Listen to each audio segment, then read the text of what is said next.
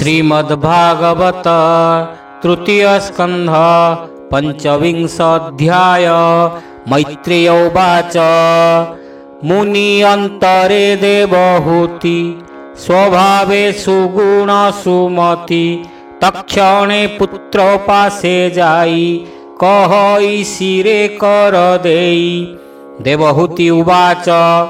तु अज निर्गुण निर्लक्ष्य तो भक्त जने तु प्रत्यक्ष आदि पुरुष तु ईश्वर जे अंधतम प्राणींकर जीवर परित्राण अर्थे तो अवतार ए जगते स्थिरी स्वभाव मुहि मंद न जाने आत्मा भल मंद की रूपे संसार टूटई जीवन बंधन फिटई मुझे अज्ञान मूढ़मती स्वभावे अटई जुवती तु मोते ज्ञान चक्षु देई उद्धर दुर्गति खंडाई तु नाथ मोते दया कर ए घोर संसारु उद्धर मातृभाव रे कर दया जे मन्ते तुटे तोर माया। मैत्रेय उवाच। माता वचने ऋषिकेश अळप होई हस हस अशेष जीव देहवासी कहन्ति प्रभु ब्रह्मराशि। भगवान कपिल उवाच। सुण जननी कहु तोते जे प्रश्न कलु तुहि मोते जहार चित्ते भक्ति जोग भजई मो चरण जुग तेबे विषय वैराग्य उपुजे पूर्वे थिले भाग्य ए आत्मनिष्ठा जोग जान पुरुष मोक्षर लक्षण भोमात तुम्हे एवे सुण निर्गुण भक्तिर कारण पूर्वे मो ऋषिंकर मध्ये जे जोग कहिलई साध्ये जेणे ए माया घोर बने निस्तार भक्ति कर शणे सुण जननी से लक्षण कहिबा जे भक्ति निर्गुण चित्त संयम व्यतिरेके जोगर सिद्धि नोहे लोके बंध मोक्षर हेतु चित्त ए आत्मज्ञानीक सम्मत जीवर जन्म बंध पास जे भावे होइब उश्वास विषयारत चित्त जेबे जीवर बद्ध भाव तेबे ईश्वरे देले से ही चित्त बंधनु हुई मुक्त मोहि मोहर भाबु जात कामादिते जे जेबे चित्त निर्मल हुईटी जान मनई सुख दुख सम ए रूपे चित्त शुद्ध जेबे जीव ईश्वर एक भावे देखाई प्रकृतिरु भिन्न स्वयं प्रकाश परिपूर्ण प्रकृति बल होए हत ज्ञान वैराग्य भक्ति जात अखिल आत्मा पाद जुगे भजिले दृढ़े भक्ति जोगे एणु से लभे ब्रह्म ज्ञान एतहु पथ नाही आन ए भव जलधि तरंग हरई साधुंकर संग भजई कैवल्य कारणे मनन भ्रमे भव बणे सुण जननी साधु गुण जेओ बा साधुंक लक्षण प्राणी विषये आत्मावत कर त्याग दया चित्त जगत निर्भयर देखे निश्चले रहे आत्मा सुखे निरते गोविंद चरणे स्तुति कीर्तन अनुक्षणे दारा स्वजन सुत धन गृह उपेक्षी चले वन सकल कर्म तेजी दृढ़े मो भावे मजे अति गाढ़े मो रूप गुण कर्म जेते श्रवण कीर्तन निरते हेमंत भाव नित्य करी ए माया भभु जंती तरी ए रूपे साधुंक चरित समस्त संग विवर्जित हेमंत भक्त जन संग करी तू तर ए तरंग भकत जन संग जेबे करई भ्रम खंड तेबे मोर चरित गुण गाथा एक आनरे करे चिंता शुणी शुणाई अश्रुधारे आनंदे पुलक शरीरे निरते श्रद्धा भक्ति बढ़े भवबंधन पाश छिड़े अशेष जन्म भाग्योदये भकत जने श्रद्धा बहे तहु उपुजे रति भक्ति मोहर लीला कर्म चिंती वैराग्य हुई प्रकाश प्रकृति गुण जाई नाश ज्ञान वैराग्य भक्ति भले सकल समर्पे मोठारे तेबे ए देह मोते पाई शुण जननी मन देई मो नाम नाव करी भावे बसी तरिबु भक्ति भावे भकत संगे नावे बसी ए सिंधु तरणे साहसी जेणु भकत प्रिय हरि ता भावे भव सिंधु तरी। हरि हरि बोल। मैत्रेय उवाच हेमंते पुत्र वाक्य शुणी आनंदे कर्दम घरणी आनंद रसे हरसित तक्षणे होई कृतकृत्य आकुले पुत्र पादे पड़ी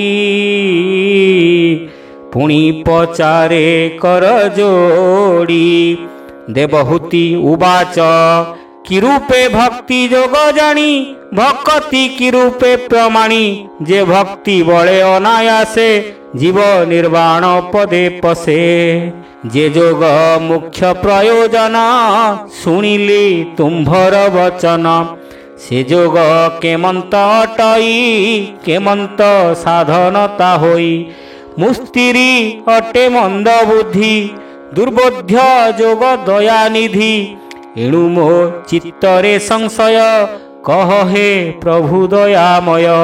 मैत्रेय उवाच हेमंत माता वाक्य शुणी कपिल बेशे चक्रपाणी कहन्ति जननीर आगे परम ज्ञान सांख्य जोगे। कपिल उवाच शुण जननी वाक्य सार आगम निगम प्रकार जेवा इंद्रिय देवगण जार जे स्वाभाविक कर्म जे धर्म कर्म अछि वेदे ताहा इंद्रिय जेबे साधे जे वर्णे जेवा धर्म कर्म इंद्रिय करे से ही कर्म से सर्व कर्म जेबे मोते देई भजई एक चित्ते आपणे किंचन रूपे भ्रमई मायामय कल्पे भकत मध्ये ए प्रधान लभई कैवल्य स्थान जीव वासना बंध हरे न बुड़े संसार सागरे व्याधि जे सने स्थाने स्थाने हरई औषध पाने ए भावे जे करे विचार कैवल्य किबा वस्तु तार नित्य भकत जन मध्ये हरिचरित नाना छंदे निरते करे अनुपान आनंद अश्रु जले स्थान तार समान आन जने न देखी एति भुवने हेमंते वंचे दुख सुखे से मोर निज रूप देखे सुंदर प्रसन्न वदन विकच कमल लोचन सर्वसुंदर मनोहर मो श्याम सुंदर शरीर मोर अमृतमय वाणी तनु रोमांच करे शुणी ए रूप छाड़ी तार मन कैवल्य किबा प्रयोजन ए रूप देखी चित्त हरे कैवल्य लभे अभ्यंतरे अष्ट ऐश्वर्य जहा चिंती ଅନନ୍ତ ଅନନ୍ତ ବିଭୂତି। ସେ ସର୍ବେ ଖଟନ୍ତି ତା ପାଏ, ମୋ ଭକ୍ତ ଜନେ ଦୂର ନୋହେ। ଏଣୁ ଭକତ ରଖେ ହରି, କାଳ ନ ପାରେ ଗ୍ରସ୍ତ କରି। ମୁଁ ତାର ପ୍ରିୟ ଆତ୍ମା ସୁତ, ସଖା ସୁହୃଦ ଗୁରୁବତ। ତାହାର ଗୁରୁ ଦେବ ମୁହିଁ, ଯେ ମୋତେ ଏ ଭାବେ ଭାବଇ। ତାର ଇଷ୍ଟ ବନ୍ଧୁ ମୁହିଁ, ଯେ ମୋତେ ସର୍ବ ସମର୍ପଇ। ତାହାର ଇଷ୍ଟ ବନ୍ଧୁ ମୁହିଁ, ଯେ ମୋତେ ସର୍ବ ସମର୍ପଇ। ନାହିଁ ତା ଇହ ପରଲୋକ, ନ ମାନେ ଆତ୍ମା ଦୁଃଖ ସୁଖ। ଏକାନ୍ତ ଭକ୍ତି ବଳେ ମୋତେ, ମନ ବଚନେ ନିତ୍ୟ ଚିନ୍ତେ। ସର୍ବସମର୍ପି ଅବିରତେ, ପଶଇ ମୋର ପାଦଗତେ। ମୁଇସ ପୁରୁଷ ପ୍ରଧାନ, ମୋ ବିନୁ ବନ୍ଧୁ ନାହିଁ ଆନ। ଦେଖ ମୋହର ମାୟା ଗତେ, ଯନ୍ତ୍ରିତ ଅଛନ୍ତି ସମସ୍ତେ। ମୋ ଆଜ୍ଞା କରୁଥାନ୍ତି ନିତ୍ୟ, ନିତ୍ୟ ଯନ୍ତ୍ରିତ ଭୟ ଚିତ୍ତେ। ଦେଖ ପବନ ମୋର ଡରେ, ବହଇ ବାହ୍ୟ ଅଭ୍ୟନ୍ତରେ। ମୋ ଭୟ ଉଦେ ଦିନ କର, ମୋ ଡରେ ବର୍ଷେ ସୁନାସିର। ମୋ ଭୟ ଯମ ଦଣ୍ଡ ଧରେ, ମୃତ୍ୟୁ ସକଳ ପ୍ରାଣ ହରେ। ମୋ ଡରେ ଯେବା ଯାହା ଭକ୍ଷେ, ଅଗ୍ନିଦହଇ ଅପ୍ରତ୍ୟକ୍ଷେ। ଶଶାଙ୍କ ଦିଶଇ ଆକାଶେ, ପ୍ରାଣୀଙ୍କ ମନ ସେ ଆଶ୍ୱାସେ। ଏମନ୍ତେ ମହାଯୋଗୀ ଜନେ, ଯନ୍ତ୍ରିତ ମୋହର ବଚନେ। ସେବନ୍ତୀ ମୋହର ଚରଣେ, ସଂସାର ପାର ଇଚ୍ଛି ମନେ। କରନ୍ତି ପ୍ରାଣୀ ହିତ ନିତ୍ୟ, ଅନ୍ୟାନ୍ୟ ଭାବ ଏ ଜଗତେ। ଏବେ ତୁ ଭକ୍ତି ଯୋଗ ଶୁଣ, ଯେଣେ ଜୀବର ପରିତ୍ରାଣ। ହରି ହରି ବୋଲ। ଯେ ଭାବେ ଏ ସଂସାର ତୁଟେ, ସୁଦୃଢ଼ କର୍ମ ଗ୍ରନ୍ଥି ଫିଟେ। ତତ୍ଵ ତପନ ତମନାସେ, ନିର୍ମଳ ଜ୍ଞାନ ହିଁ ପ୍ରକାଶେ। ଏଣୁ ଏ ତତ୍ଵ ଜ୍ଞାନ କହି, ଶୁଣ ଜନନୀ ମନ ଦେଇ। ହେମନ୍ତ ତତ୍ଵ ଜ୍ଞାନ ଜାଣି, ଯେ ଭାବେ ଭଜେ ଚକ୍ରପାଣି। ଯେ ଦୟା ସାଗର ମୁରାରି, ମାତା ବିଷয়ে ଦୟା କରି। ଯେତେ କହିଲେ ଉପଦେଶ, ସୁଜନେ ଜନେ ହେଣେ ରସ। ତା ପାଦେ ମନ କରି ସ୍ଥିର, ମୋକ୍ଷେ ଉଦୟ ଲଭେ ନର। ତୃତୀୟ ସ୍କନ୍ଧେ ଭାଗବତେ, ଜୀବର ପରିତ୍ରାଣ ଅର୍ଥେ। ହରିଚରିତ ସୁଧାରସ ଭାବେ, କହଇ ଜଗନ୍ନାଥ ଦାସ। ଭାବେ ହରିଚରିତ ସୁଧାରସ, ଭାବେ କହଇ ଜଗନ୍ନାଥ ଦାସ। हरि हरि बोल। इति श्रीमद्भागवते महापुराणे पारमहंस्यां संहितायां तृतीयस्कन्धे कपिल उपाख्याने नाम 25 अध्यायः।